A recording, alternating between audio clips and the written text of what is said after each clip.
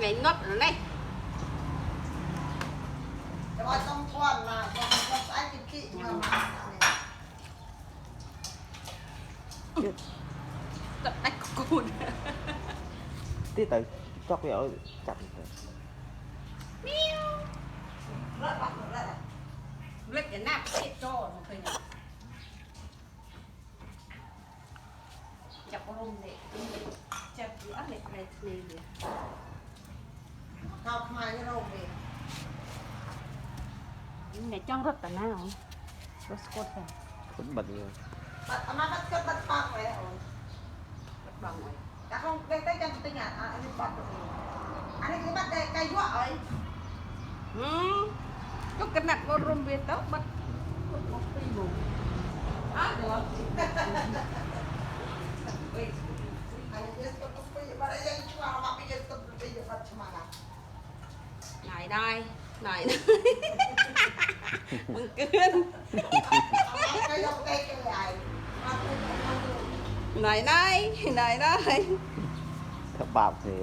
จะไปจีนลงมันมีเตาเสือกคือแบบไอ้เนี่ยบอกไอ้หน่อย cái này ชื่อยกกะ cái chữ này như thế này là thế này นี่มันเลยเราจะชื่อร่ำมา chữ mà ร่ำจะซับ โยจะทำตลอด ta chạm sập lặp này là thế bây giờ chạm sập lặp đã sập lặp mặt bay chảy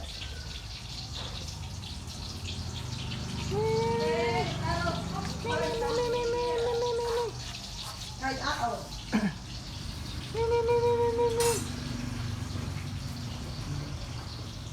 มาร่องไว้ก่อนร่องไว้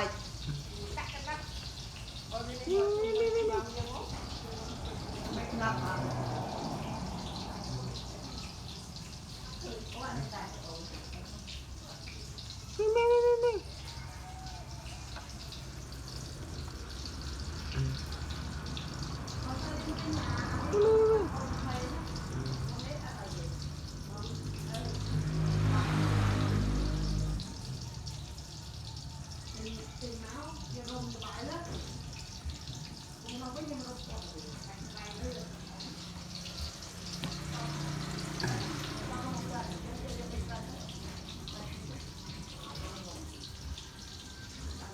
ยกเป็นวัน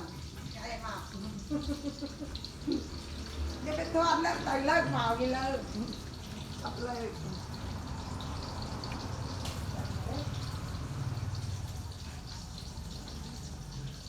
เขาจะบอกนักโยเตอร์มา cho hai học đầu tiên là lưới chanh khi lưới เรียกซะแล้วก็จะเตะ tại ซะสักเดียวเดียวห้าซับ